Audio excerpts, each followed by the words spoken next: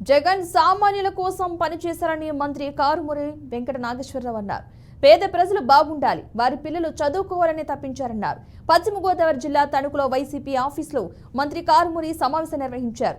బడుగు బలహీన వర్గాలు ఇంకా బలపడాలి అనే తపనతో సీఎం జగన్ పనిచేశారని ఆయన వ్యాఖ్యానించారు. ఒక ప్రైవేట్ కారులో ఈవీఎంఎల్ని కారులో మోసుకెళ్తున్నారు. నేను దేవాలయంలో కూడా పట్టుకున్నారు.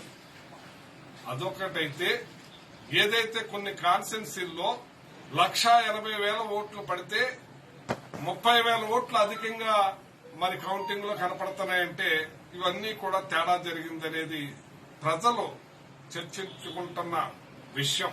ఇది అలాగే ఇక్కడ దాని వరకు వచ్చేటప్పటికి లీగల్గా ఏ నియోజకవర్గంలో ప్రాబ్లం వచ్చిందో వాళ్ళందరూ కూడా అందించే కార్యక్రమం చేస్తారు. ఏది ఏమైనా ఇవాళ ఈ నియోజకవర్గంలో ఉన్న నా నాయకులు కార్యకర్తలు అందరికీ కూడా వాళ్ల మీద ఏకవాలకుండా చూసే బాధ్యత నాది.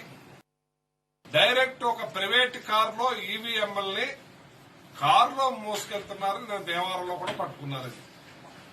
అదొకటైతే ఏదైతే కొన్ని కాన్స్టిట్యున్సీల్లో 1,80,000 ఓట్లు పడితే 30,000 ఓట్లు అధికంగా మరి కౌంటింగ్ లో కనపడుతున్నాయంటే ఇవన్నీ కూడా తేడా జరిగిందనేది ప్రజలు చర్చించుకుంటున్న విషయం.